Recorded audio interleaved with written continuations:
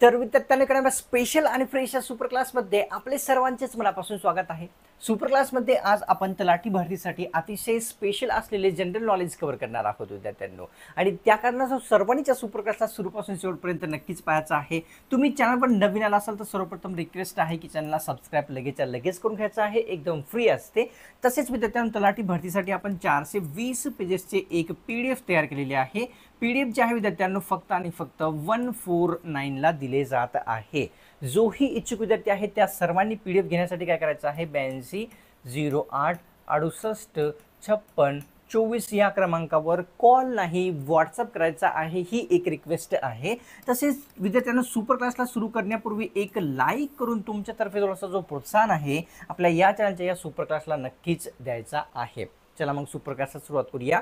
सर्वात पहिला जो प्रश्न आहे तो कव्हर करूया। प्रश्न आपल्या समोर असा आहे की तलाट्यांची जी नेमणूक आहे विद्यार्थ्यांनो कोणामार्फत केली जाते ते विचारलेलं आहे। पहिल्या प्रश्नामध्ये तलाट्यांची नेमणूक तर जिल्हाधिकारी, तहसीलदार, राज्यपाल किंवा या ठिकाणी विद्यार्थ्यांनो गट विकास अधिकारी। ऑप्शन्स क्रमांक 2 योग्य आहे।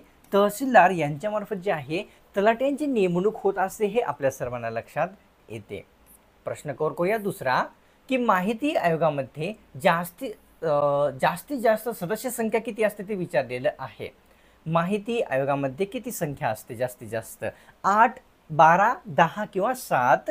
ऑप्शन्स क्रमांक योग्य आहे विद्यार्थ्यांनो या ठिकाणी 3 म्हणजेच काय की 10 जे आहे जास्तीत जास्त माहिती आयोगामध्ये असलेली सदस्य संख्या लक्षात येते। माहिती आयोगाची स्थापना जर आपण पाहिली विद्यार्थ्यांनो तर स्थापना आहे या ठिकाणी 12 ऑक्टोबर 2005 ला जे आहे स्थापना झालेली आपल्या सर्वांना लक्षात येते। कव्हर करूया पुढचा प्रश्न। तर प्रश्न आहे या ठिकाणी प्रश्न तिसरा की कलम 32 हे संविधानाचा आत्मा आहे असे कोणी म्हटलेले होते आणि का आत्मा आहे हेही कव्हर करूया। कलम 32 हा संविधानाचा आत्मा आहे ते विचारलेलं आहे।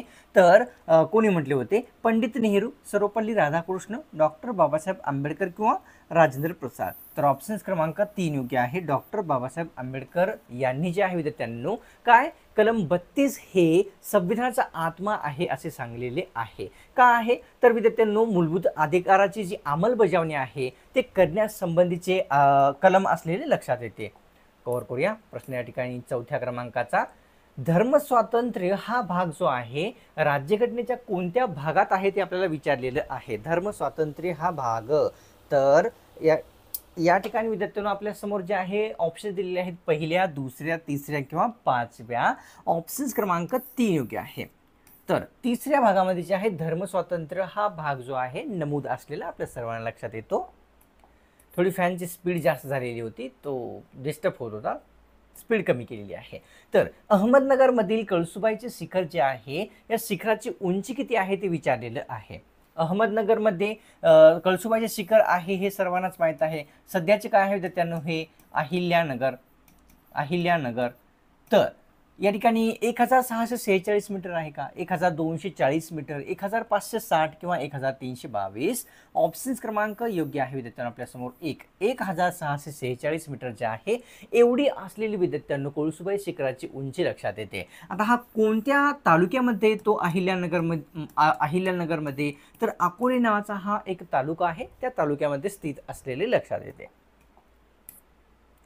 प्रश्न या ठिकाणी विद्यार्थ्यांनो आपल्या समोर आहे 6व्या क्रमांकाचा। दत्तक वारसा नामंजूर धोरण जे आहे खालीलपैकी कोणत्या व्हॉइसरायने स्वीकारले होते किंवा नाही ते विचारलेलं आहे। दत्तक वारसा नामंजूर हे धोरण तर या ठिकाणी तर Lord Ripon, Lord Curzon, Lord Mayo किंवा लॉर्ड डलहौसी। ऑप्शन्स क्रमांक 4 योग्य आहे। दत्तक वारसा नामंजूर धोरण हे लॉर्ड डलहौसी यांनी केलेले होते हे लक्षात येते। कव्हर करूया प्रश्न या ठिकाणी 7व्या क्रमांकाचा। राम गणेश गडकरी यांचे टोपण नाव खालीलपैकी कोणते आहे ते विचारलेलं आहे। राम गणेश गडकरी यांचा जन्म मृत्यू कधी झालेला आहे तोही कव्हर करूया। तर कुसुमाग्रज आहे का, केशवसूत आहे का, गोविंदाग्रज किंवा वरीलपैकी नाही। ऑप्शन्स क्रमांक योग्य आहे विद्यार्थ्यांनो आपल्यासमोर 3 गोविंदाग्रज असे जे आहे राम गणेश गडकरी यांचे टोपण नाव आहे। आता यांचा जो जन्म आहे विद्यार्थ्यांनो 1885 मध्ये झालेला होता हे लक्षात येते आणि जो मृत्यू आहे तो या ठिकाणी 1919 ला झालेला आहे। कव्हर करूया प्रश्न या ठिकाणी पुढचा जो की आहे 8व्या क्रमांकाचा। प्रश्न असा आहे विद्यार्थ्यांनो की आयुष्यमान भारत दिवस कोणत्या दिवशी साजरा होत असतो ते विचारलेलं. आयुष्यमान भारत दिवस तर ऑप्शन्समध्ये दिलेले आहे 29 एप्रिल, 25 एप्रिल, 26 किंवा 30 एप्रिल. तर या ठिकाणी विद्यार्थ्यांनो जर आपण उत्तर पाहिलं तर ऑप्शन्स क्रमांक 4 योग्य आहे. 30 एप्रिल या रोजी जो आहे आयुष्यमान भारत हा जो दिवस आहे तो साजरा होताना लक्षात येतो. प्रश्न 9व्या क्रमांकाचा की लाला लजपतराय यांनी सायमन कमिशन विरोधामध्ये निषेध कोणत्या ठिकाणी केलेला होता ते विचारलेलं आहे. कोणत्या ठिकाणी निषेध केलेला होता? मुंबई, दिल्ली, लाहोर किंवा कोलकाता. ऑप्शन्स क्रमांक 3 योग्य आहे. लाहोर या ठिकाणी निषेध केलेला होता लाला लजपत राय यांनी जे आहे सायमन कमिशन विरोधामध्ये. तर प्रश्न 10वा की मराठा आणि दुराणी या साम्राज्यामध्ये पानिपतचे कितवे युद्ध झालेले होते ते विचारलेलं आहे. महत्त्वाचा प्रश्न आहे अतिशय. मराठा आणि या ठिकाणी दुराणी साम्राज्यामध्ये पहिले, दुसरे, तिसरे किंवा या ठिकाणी विद्यार्थ्यांनो वरील नाही. ऑप्शन्स क्रमांक 3 योग्य आहे. तिसरे युद्ध जे आहे विद्यार्थ्यांनो 1761 मध्ये मराठा आणि दुराणी या साम्राज्यामध्ये झालेले होते. हे पानिपतचे तिसरे युद्ध म्हणून ओळखले जात असते. प्रश्न 11वा की महाराष्ट्र राज्याच्या स्थापनेवेळी राज्यामध्ये एकूण किती विभागाचा समावेश होता? किती प्रशासकीय विभाग होते विद्यार्थ्यांनो ज्यावेळेस आपल्या राज्याची स्थापना झाली? राज्याची स्थापना कधी झालेली आहे? 1 मे 1960ला झालेली आहे. चला 3, 2, 1 किंवा 4. तर ऑप्शन्स क्रमांक विद्यार्थ्यांनो 4 योग्य आहे. 4 प्रशासकीय विभाग विद्यार्थ्यांनो होते 1 मे 1960 रोजी जेव्हा आपल्या राज्याची स्थापना झाली. आता सध्या जर पाहिले तर 6 प्रशासकीय विभाग आहेत. सर्वांनाच माहिती आहे विद्यार्थ्यांनो. तर आपण पहिलं आहे या ठिकाणी कोकण विभाग आहे. त्याच्यानंतर विद्यार्थ्यांनो पुणे आहे. त्याच्यानंतर छत्रपती संभाजीनगर आहे. संभाजीनगर सर्वांनाच माहीत आहे. आणि त्याच्यानंतर जर पाहिला आपण तर नागपूर आहे. नागपूर, आणखी नाशिक आहे. नाशिक आहे. त्याच्यानंतर विद्यार्थ्यांनो आणखी एक आहे अमरावती. अमरावती.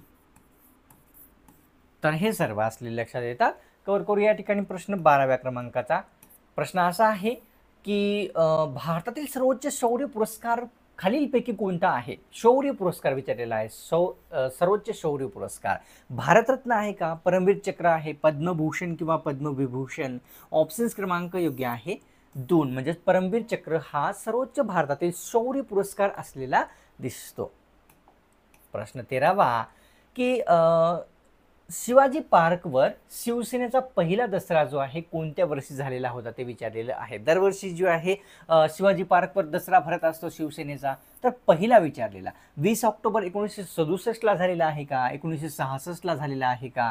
1963 किंवा 64. तर ऑप्शन्स क्रमांक योग्य आहे विद्यार्थ्यांनो 2 म्हणजेच 20 ऑक्टोबर 1966ला शिवसेनेचा पहिला दसरा जो आहे छत्रपती शिवाजी पार्कवर झालेला आहे हे लक्षात येते. तर प्रश्न 14वा विद्यार्थ्यांनो की भारताचे गव्हर्नर जनरल केव्हापासून व्हाईसराय बनलेले होते ते विचारलेलं. गव्हर्नर जनरल केव्हापासून व्हाईसराय बनलेले होते प्रश्नामध्ये विचारलेलं आहे. तर ऑप्शन्समध्ये दिलेले आहे 1888 किंवा या ठिकाणी 1868, 1858 किंवा 56. ऑप्शन्स क्रमांक योग्य आहे 3. 1858 या वर्षीपासून जे आहे या ठिकाणी गव्हर्नर जनरल व्हाईसराय बनले होते. प्रश्न 15वा की कोणत्या आणीबाणीला संसदेच्या दोन्हीही सभागृहात विशेष मताने संमत व्हावे लागते ते विचारलेलं आहे. अशी कोणती आणीबाणी आहे? आर्थिक आहे का किंवा राष्ट्रीय आणीबाणी आहे का विद्यार्थ्यांनो? तर या ठिकाणी विचारलेलं आहे तर वित्तीय राष्ट्रपती राजवट किंवा राष्ट्रीय आणीबाणी किंवा वरील नाही. ऑप्शन्स क्रमांक 3 योग्य आहे. राष्ट्रीय आणीबाणीला संसदेच्या ज्या आहेत दोन्ही सभागृहामध्ये विशेष मताने पारित व्हावे लागते हे लक्षात येते. तर 16वा प्रश्न असा आहे श्री बल्लाळेश्वर अष्टविनायक स्थळ कोणत्या ठिकाणी स्थित आहे ते विचारलेलं आहे. ठिकाण आहेत महाड, पाली, थेऊर किंवा ओझर. ऑप्शन्स क्रमांक योग्य आहे या ठिकाणी 2 पाली या ठिकाणी श्री बल्लाळेश्वर विद्यार्थ्यांनो असलेले अष्टविनायक स्थळ दिसते. प्रश्न 17वा तर भारत देशाने आशिया खंडाचा किती टक्के भाग व्यापलेला आहे ते प्रश्नात विचारलेलं आहे. आशिया खंडाचा आपल्या देशाने 15.56, 13.56, 20.30 किंवा या ठिकाणी 28.18. ऑप्शन्स क्रमांक 2 13.56% जो भाग आहे आशिया खंडाचा विद्यार्थ्यांनो व्यापलेला आहे आपल्या देशाने.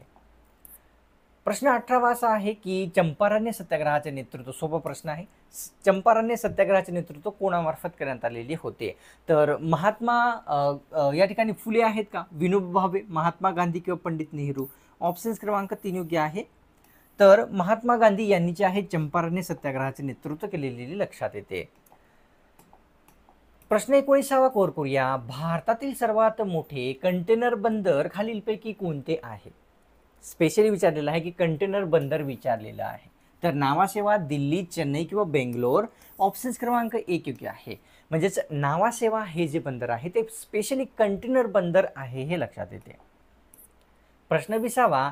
तर राष्ट्रीय बाल दिन खालीलपैकी कोणत्या दिवशी साजरा होत असतो ते विचारलेलं.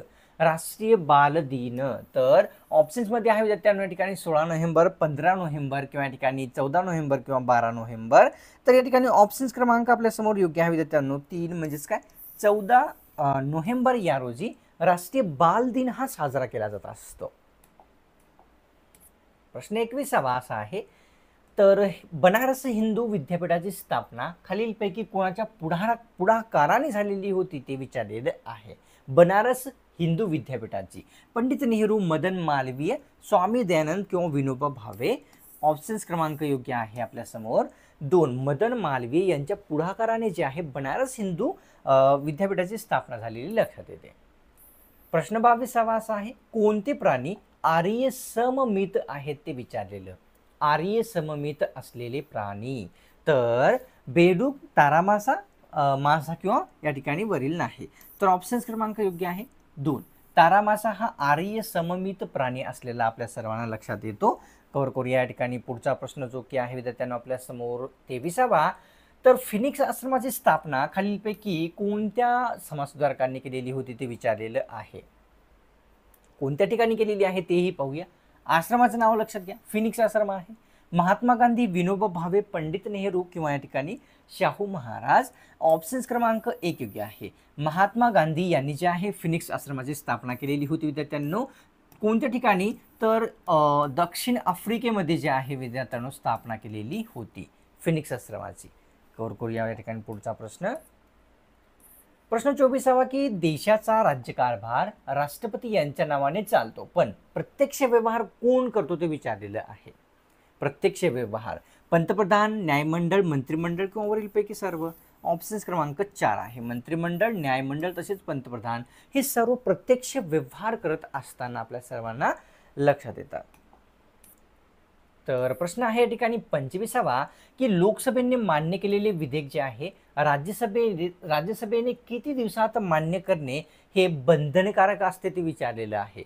जर त्या दिवसाच्या पिरियडमध्ये मान्य जर नसेल केले तर मान्य आहे असे गृहीत धरले जात असते. तर किती दिवस आहे तो कालावधी 15 दिवसाचा असतो का, 14 दिवस, 16 दिवस किंवा 18? ऑप्शन्स क्रमांक 2 योग्य आहे. 14 दिवसाच्या आत जे आहे लोकसभेने जर एखादे विधेयक मान्य केले तर राज्यसभेला मान्य करणे हे बंधनकारक असते.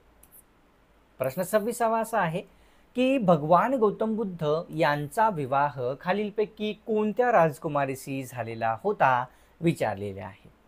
भगवान गौतम बुद्धांचा, तर राजकुमारी यशोधरा, या ठिकाणी बंधना, प्रज्ञा किंवा वैशाली? तर ऑप्शन्स क्रमांक 1 योग्य आहे. राजकुमारी यशोधरा यांच्याशी भगवान गौतम बुद्धांचा विवाह झालेला लक्षात येतो. त्यांनी वयाच्या 29व्या वर्षी जे आहे विद्यार्थ्यांनो ग्रहत्याग केलेला होता हे लक्षात घ्यायचं आहे.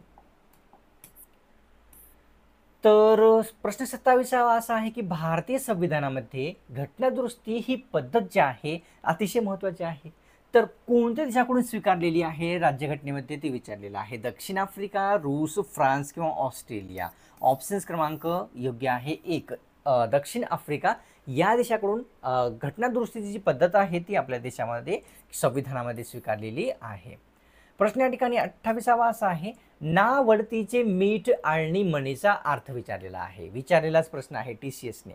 ना आवडतीचे मीठ आळणी या म्हणीचा अर्थ काय होतो? तर ना आवडल्याने केलेले कार्य मिठासारखे आळणी असते, किंवा ना आवडल्याने काही चांगले केले तरीही आवडत नसते, ना आवडतीचे मीठ आळणी असते किंवा वरील नाही? तर ऑप्शन्स क्रमांक योग्य आहे 2, म्हणजेच काय विद्यार्थ्यांनो ना आवडतीचे मीठ आळणी म्हणीचा अर्थ ना आवडल्याने काही चांगले केले तरीही ते अळणी वाटते हे लक्षात येते किंवा आवडत नसते हे लक्षात येते. तर प्रश्न 29 असा आहे विद्यार्थ्यांनो आपल्यासमोर की उत्तर पूर्व मान्सून वाऱ्यांना खालीलपैकी कोणत्या नावाने ओळखतात ते विचारलेलं आहे. कोणत्या नावाने ओळखतात उत्तर पूर्व मान्सून वाऱ्यांना? तर कोरडे वारे म्हणतात का, शीत वारे, दमट वारे किंवा वरील नाही? तर ऑप्शन क्रमांक योग्य आहे 2. शीत वारे असे जे आहे उत्तर पूर्व मान्सून वाऱ्यांना संबोधले जात असते. आता सोडण्यापूर्वी देतो अतिशय महत्त्वाची सूचना आपल्या सर्वांसाठी आहे की आपण काय आहे 420 पेजेसचे एक PDF तयार केलेली आहे जे की तलाठी भरतीसाठी अतिशय महत्त्वाचे आहे. PDF फक्त 149 मध्ये मिळत आहे. जोही इच्छुक विद्यार्थी आहे त्यांनी नक्कीच कॉन्टॅक्ट करायचा आहे आपल्याला PDF घेण्यासाठी विद्यार्थ्यांनो. या ठिकाणी 8208 68 56 24 या क्रमांकावर कॉल नाही करायचा आहे, व्हॉट्सअप करायचा आहे. जोही इच्छुक विद्यार्थी आहे ना लगेच करून घ्यायचा आहे. तसेच विद्यार्थ्यांनो तुम्ही चॅनलवर नवीन आला असाल किंवा कोणत्याही कारणास्तव चॅनलला जर आतापर्यंत सबस्क्राईब जर नसेल केलेले लगेच करून घ्यायचं आहे. सबस्क्राईब करणे एकदम फ्री असते, कोणत्याच प्रकारचा शुल्क लागत नसतो. आणि सुप्रकाशला जर तुम्ही एक लाईक केलं नसेल ना तर लगेच करून घ्या. तुमच्यातर्फे थोडासा प्रोत्साहनाची गरज असते. जेव्हा तुम्ही लाईक कराल ना तो मला प्राप्त होत असतो. चला मग भेटूया पुढच्या एका स्पेशल आणि फ्रेश सुपर क्लासमध्ये.